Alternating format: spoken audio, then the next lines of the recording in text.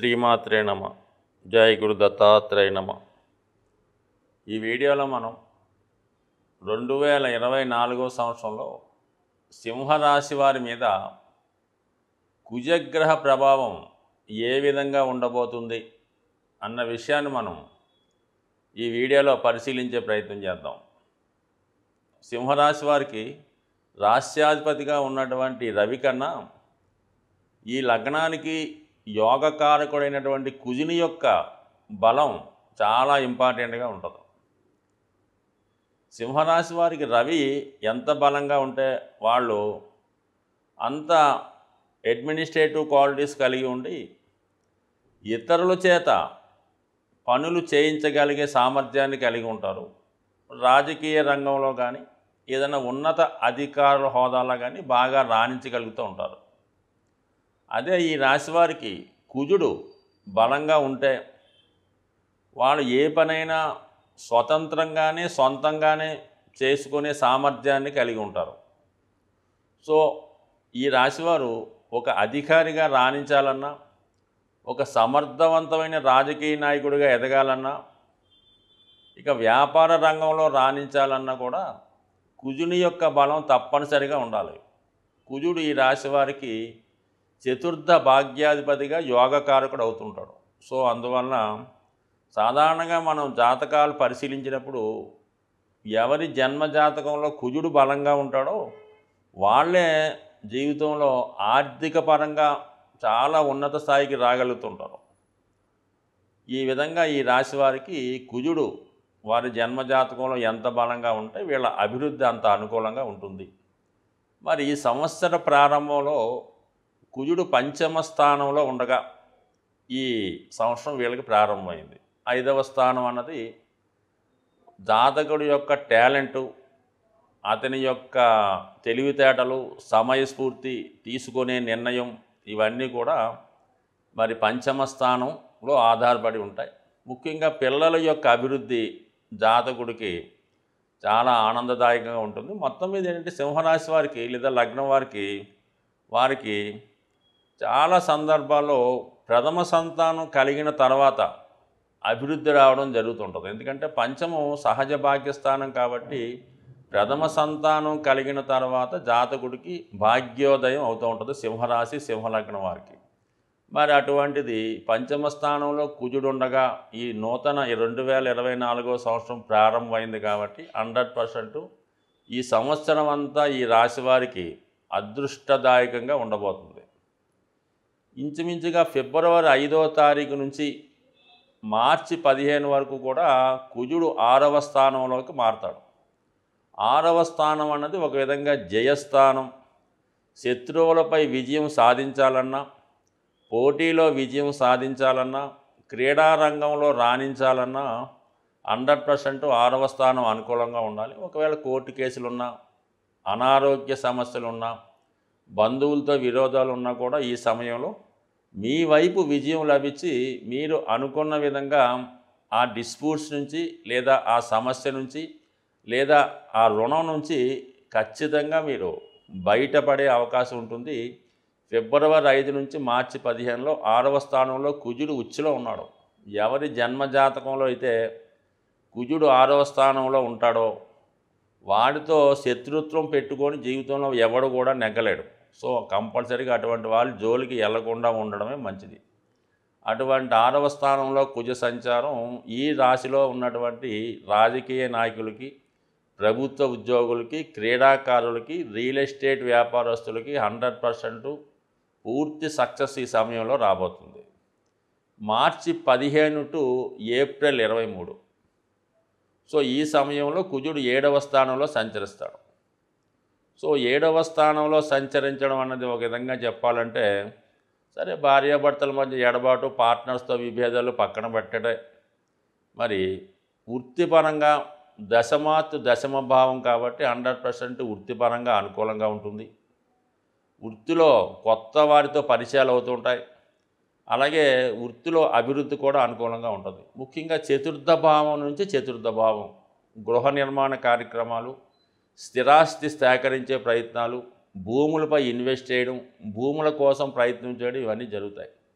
So ఏదన్నా సప్తమ స్థానంలోకి వచ్చినటువంటి కుజుడు అంటే భార్యాభర్తల మధ్య విభేదాలు అయితే రావు, ఒకరిని మించిన ఒకరు డామినేట్ చేసుకునే ప్రయత్నం చేస్తూ ఉంటారు.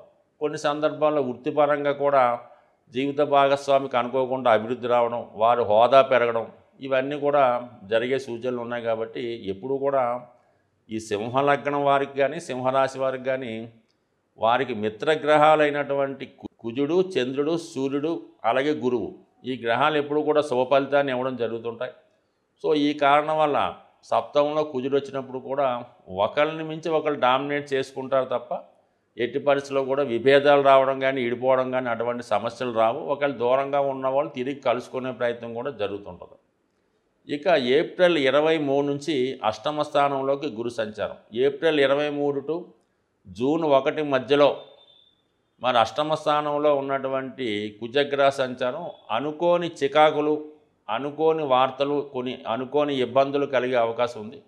బట్ కానీ ఇదే సమయంలో డిస్ప్యూట్స్తో ఉన్నటువంటి భూములు కానీ, కబ్జాకి గురైన భూములు కానీ, అంటే కొన్ని ఇలాంటి అనుకోని భూముల వల్ల కొంత అనుకోని లాభం, కొన్ని మార్పులు జరిగే అవకాశం ఉంటుంది. సో ఏదైనా మరి జాతకుడికి అక్టోబర్ 20 వరకు కూడా, సో ఈ జాతకుడికి ఆగస్టు 26 నుంచి అక్టోబర్ 20 వరకు కూడా లాభస్థానంలో ఉన్నటువంటి కుజగ్రహ సంచారం అటు చతుర్థ భావ ఫలితాలు అంటే స్థిరాస్తులు, భూములు, ఆస్తులు కలిసి రావడం, భాగ్యాధిపతి లాభస్థానంలో ఉండడం వల్ల అనుకోని పదవి రావడం జరుగుతుంది. అంటే ఏదన్నా ఆగస్టు 26 టు అక్టోబర్ 20 మధ్యకాలంలో ఈ సింహరాశి వారికి కుజుడు 11వ స్థానంలో అత్యంత యోగదాయకమైన సమయంలో ఉండడం వల్ల ఈ రాశి వారికి ఏదైనా మొత్తం మీద ఈ సంవత్సరం అంతా కూడా కుజుడు ఈ రాశి వారికి చాలా అనుకూలంగా ఉండడం జరిగింది. ఈ రాశి వారికి కుజగ్రహ బలం అనుకూలంగా రావాలంటే సుబ్రహ్మణ్య స్వామి హోమం చేయించుకోవడం మంచిది, లేదా హనుమాన్ చాలీసా పారాయణ, హనుమాన్ని సింధూరంతో పూజించుకోవడం, ఇలాంటి కార్యక్రమాలు చేసుకోవడం వల్ల కుజుని యొక్క బలం పెరిగే అవకాశం ఉంది. అంటే ఏదన్నా కుజుడు అగ్నితత్వ గ్రహం కాబట్టి కుజుడికి అంటే కుజుడు సంబంధించినటువంటి దేవతలకి హోమం చేసుకోవడం వల్ల ఫలితం తొందరగా రావడం జరుగుతూ ఉంటుంది. సో ఏదైనా ఈ సింహరాశి వారికి కుజుడి యొక్క బలం ఈ సంవత్సరం అనుకూలంగా రావడం జరిగింది. ఇంచుమించుగా మనకి మరి సంవత్సరం ఎండింగ్లో అంటే ఆగస్టు 26 నుంచి అక్టోబర్ 20 వరకు కూడా కుజుడు అన్ని విధాలా సహకరించడం, పదవిలో అభివృద్ధి, రాజకీయ లబ్ధి, స్థిరాస్తిమైన లాభం రావడం జరుగుతూ ఉంటుంది. బట్ ఏదన్నా ఈ రాశివారు ఎప్పుడు కూడా సూర్య భగవానుని అలాగే కుజుడిని ప్రార్థించడం వల్ల జీవితంలో చిన్న స్థాయి నుంచన్నా పైకి అత్యున్నత స్థాయికి వచ్చే అవకాశం ఉంది వాళ్ళ జాతకంలో ఉన్నటువంటి కుజగ్రహ బలాన్ని బట్టి. బట్ ఏదైనా ఈ జాతకులకి కుజుడు కలిసి వచ్చే విధంగా ఏ గ్రహం కూడా అనుకూలించే అవకాశం లేదు. సాధారణంగా ఈ వార ఫలాలు కానీ, మాస ఫలితాలు కానీ, సంవత్సర ఫలితాలు కానీ జాతకుడి యొక్క రాశిని బట్టి మనం చెప్పడం జరుగుతూ ఉంటుంది. అయితే ఇది గోచార ఫలితాలు అన్నవి రాశిని బట్టి మనం చెప్తూ ఉంటాం. సో ఇంకా మనం డెప్త్గా తెలుసుకోవాలంటే జాతకుడి యొక్క నక్షత్రాన్ని బట్టి ఇంకా డెప్త్ అయిన ఫలితాలు చెప్పడం జరుగుతుంటుంది. సో ఏదంటే ఇప్పుడు ప్రతి ఒక్క నక్షత్రం వారికి వారి యొక్క నక్షత్రాల ప్రకారం సంపత్తారని, క్షేమతారని, సాధనతారని, మిత్రతారని, పరమమిత్రతారలని ఈ మిత్ర తారలు కొన్ని ఉంటాయన్నమాట. ఆ తారల్లో ఈ గ్రహాలు సంచరించే సమయంలో జాతకుడికి అనుకూలమైన ఫలితాలు ఇవ్వడం జరుగుతూ ఉంటుంది. సో మిత్రతారలో ఒక గ్రహం సంచరించే సమయంలో జాతకుడికి మిత్రుల సహకారం, బంధువుల సహకారం లభిస్తూ ఉంటుంది. అదే సంపత్తారని జన్మ నక్షత్రం నుంచి 2వ తార ఉంటుంది. ఆ తార మీద గురుగ్రహం కానీ ఏదైనా శుభగ్రహం సంచరించే సమయంలో జాతకుడికి ఆర్థికపరమైన లాభం కలుగుతూ ఉంటుంది. ఆ సమయంలో జాతకుడు బ్యాంక్ అకౌంట్ ఓపెన్ చేసిన, సేవింగ్స్ స్టార్ట్ చేసినా అది అనుకూలంగా ఉండే అవకాశం ఉంటుంది. అదే 4వ తార అంటే జన్మతార నుంచి 4వ తార లెక్కెట్టుకుంటే అది క్షేమతార అవుతుంది. అది స్థిరాస్తి కొనుగోలు చేయడానికి, క్షేమంగా ప్రయాణం చేయడానికి, అలాగే ఎవరికన్నా సంప్రదింపులు జరపడానికి, ఏదన్నా వృత్తి ప్రారంభించడానికి అది అనుకూలంగా ఉంటుంది. ఆ క్షేమతారలో మీరు ప్రయాణం ఎంత కఠినమైన ప్రయాణం ప్రారంభించినా అది సక్సెస్ఫుల్ అయ్యే అవకాశం ఉంది. సో అలాగే 6వ తార సాధన తార అంటారు.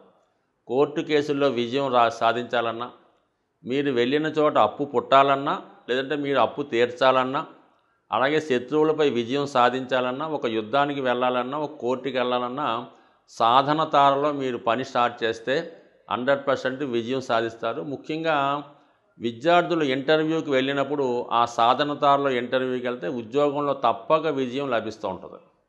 అలాగే 8వ తార అన్నది మిత్రతార. అంటే మనం స్నేహం చేయడానికి కానీ, వివాహ సంబంధాలు కుదుర్చుకోవడానికి కానీ, ఎవరితో అన్నా పార్ట్నర్షిప్ వ్యవహారాలు చేయడానికి కానీ మిత్రతార చాలా అనుకూలించే అవకాశం ఉంది. సో అలాగే పరమమిత్రతార. అంటే ఈ పరమమిత్రతారలో కొంతమంది అనుకూలంగా ఉందని, కొంతమంది ప్రతికూలంగా ఉంటుందని చెప్తారు. బట్ కానీ ఏదైనా కొంతవరకు న్యూట్రల్గా మంచి ఫలితాలు ఇవ్వడం జరుగుతూ ఉంటుంది. సో ఈ విధంగా మనం తారాబలం చూసుకొని, అలాగే మరి చంద్రలగ్నాత్తు అష్టమంలో ఏ గ్రహం సంచరించినా కూడా ఇబ్బంది కలుగుతుంటుంది. ముఖ్యంగా ప్రతి నెల ఒకసారి 2.5 రోజులు అష్టమ స్థానంలో చంద్రగ్రహ సంచారం జరుగుతుంటుంది. ప్రస్తుతం మరి ఒక విధంగా చెప్పాలంటే తులారాశి వారికి అష్టమంలో ఇప్పుడు సంచారం జరుగుతుంది అనుకుంటాం. వాళ్ళకి ఈ వృత్తి వ్యవహారాల్లో చికాకులు లభిస్తాయి. అందుకని అష్టమ చంద్ర దోషం కూడా జాతకుడికి ఉంటుంది కాబట్టి అది కూడా మరి గమనించుకుంటూ, ఈ తారాబలాన్ని కూడా గమనించుకుంటూ ఇంకా మనం సూక్ష్మంగా ఇంకా డెప్త్గా ఈ వార ఫలితాలు, మాస ఫలితాలు తెలుసుకున్నప్పుడు ఇంకా పర్ఫెక్ట్ అయినటువంటి ఫలితాలు వచ్చే అవకాశం ఉంది. అలాగే జన్మ జాతకాన్ని బట్టి కూడా ప్రస్తుతం జరుగుతున్నటువంటి దశానాథుడు, అంటే మనకి ఏదో దశ జరుగుతుంటుంది, ఆ దశానాథుడు గోచారంలో ఎక్కడున్నాడు, ఏ గ్రహంతో కలుస్తున్నాడు అన్న స్థితిని బట్టి కూడా మన యొక్క ఫలితం ఆధారపడి ఉంటుంది. కాబట్టి ఇవన్నీ కూడా మిక్స్ చేస్తేనే జాతకుడు సరైనటువంటి ఫలితాన్ని పొందగలడు తప్ప ఏదో పేరుని బట్టో రాశిని బట్టో ఈ 4 ఫలితాలు ఏదో తెలుసుకోవడం వల్ల అది 100% ఖచ్చితమైన ఫలితం అయితే కాదు. మరి డెప్త్గా తెలుసుకుందాం అనుకుంటే మీకు ముఖ్యంగా చాలా సూక్ష్మంగా, చాలా జాగ్రత్తగా టైం తీసుకొని పరిశీలిస్తే ప్రతి విషయాన్ని కూడా పర్ఫెక్ట్గా జ్యోతిష శాస్త్రంలో తెలుసుకునే అవకాశం ఉంటుంది. కాబట్టి మీరు ఎవరైనా ఇబ్బందుల్లో తెలుసుకోవాలనుకున్న వాళ్ళు మీ సమీపంలో ఉన్నటువంటి జ్యోతిష్కుడికి సరైన సమయం ఇచ్చి తగు విధంగా మరి ఈ జాతకం తెలుసుకోవడం వల్ల ఇంకా మంచి ఫలితాలు పొందుతారని ఆశిస్తూ స్వస్తి.